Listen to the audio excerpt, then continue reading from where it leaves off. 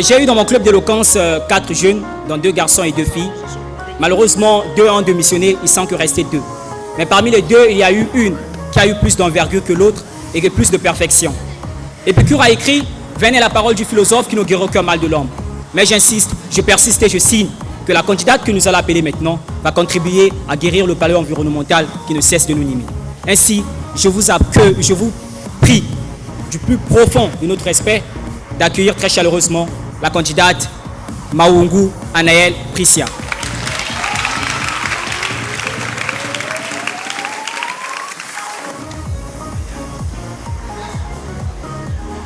Bonjour à tous, je suis Anaël Maungu, apprenante au centre scolaire évangélique de Ngamaba en classe de première. Vous savez, un jour, je me suis rendue dans l'école primaire du fils de mon voisin pour le récupérer et en entrant dans l'enceinte, je me suis confrontée à un état de négligence en ce qui concerne l'entretien. J'ai choisi cette petite histoire pour vous car elle n'est pas vaine, dans le sens où elle fait l'unanimité de notre sujet du jour qui est « J'aime mon école et je l'entretiens ». Si je suis présente ici, c'est pour que nous les jeunes changeons notre mentalité sur l'entretien de l'école. Nombreux d'entre nous pensent que cette tâche n'est destinée qu'aux agents de nettoyage et aux services d'entretien, mais ce n'est point le cas car l'école est notre communauté à tous. Mon exposé se déroulera en 2 grandes parties. Premièrement, j'aborderai la question de savoir pourquoi nous devons entretenir l'école et en second, j'avancerai quelques suggestions relatives à l'assainissement de l'environnement de l'école. En guise de rappel, cher public, l'école est un lieu d'acquisition du savoir. Elle est très importante pour nous car elle est la base de l'éducation et la formation qui font de nous des citoyens meilleurs pour un lendemain meilleur. Nous devons entretenir l'école car il nous est impossible d'étudier dans la saleté.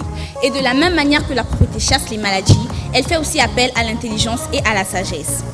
De plus, l'entretien du milieu scolaire entraîne une prise de conscience au sein des familles et communautés grâce au rôle des enfants comme acteurs de changement.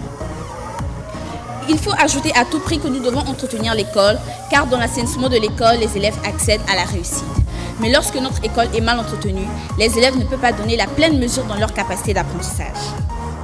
L'assainissement des établissements scolaires est un sujet de préoccupation en termes d'éducation à la santé, parce que l'école accueille des jeunes enfants qui constituent une population fragile et particulièrement vulnérable aux maladies.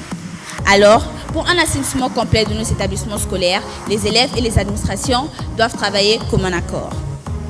À chaque début d'année scolaire, l'administration doit mettre en place de nouveaux règlements impliquant la protection de l'environnement et la propriété de l'école. Afin de garder une propriété irréprochable, il faut faire vivre l'école. Je m'explique, les activités qui seront menées doivent susciter l'adhésion de tous les élèves. Par exemple, nous pouvons organiser des concours par classe et les gagnants pourront être récompensés. Les enseignants aussi doivent conduire les apprenants sur un bon chemin afin que ces derniers les appliquent de l'école jusqu'à leur maison. De ce fait, il faut qu'ils les apprennent à ranger soigneusement les tables et les chaises après les cours, ramasser les déchets sur le sol, nettoyer le tableau à la fin de chaque cours et impérativement rendre les matériaux qu'ils ont utilisés lors du cours à leur place sans omettre de balayer la salle à la fin de la journée. Concernant les toilettes, il est vrai que son nettoyage est une tâche peu plaisante que l'on a tendance à repousser sous le moindre prétexte, mais elle est inévitable car des latrines non entretenues, outre leur aspect négligé, amènent souvent des odeurs et pire deviennent un lieu de concentration de germes. Alors nous devons les entretenir. Lors d'un non-respect des règlements établis par l'administration, des sanctions doivent être appliquées.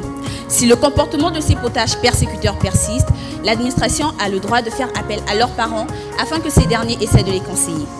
Et si les parents n'arrivent pas à maîtriser leurs descendants, l'administration a le droit de les exclure définitivement des cours afin que leur comportement n'affecte pas les élèves de bonne volonté. À la lumière de ce qui précède, je réitère que nous avons eu 2 idées principales dans pourquoi entretenir l'école et les suggestions relatives à l'assainissement de l'environnement scolaire.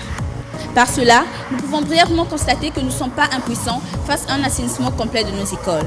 Car si nous commençons par la propriété dans nos établissements scolaires, cette dernière se propagera dans nos maisons, notre ville et gagnera tout notre beau pays afin que celui-ci soit un exemple positif pour d'autres nations.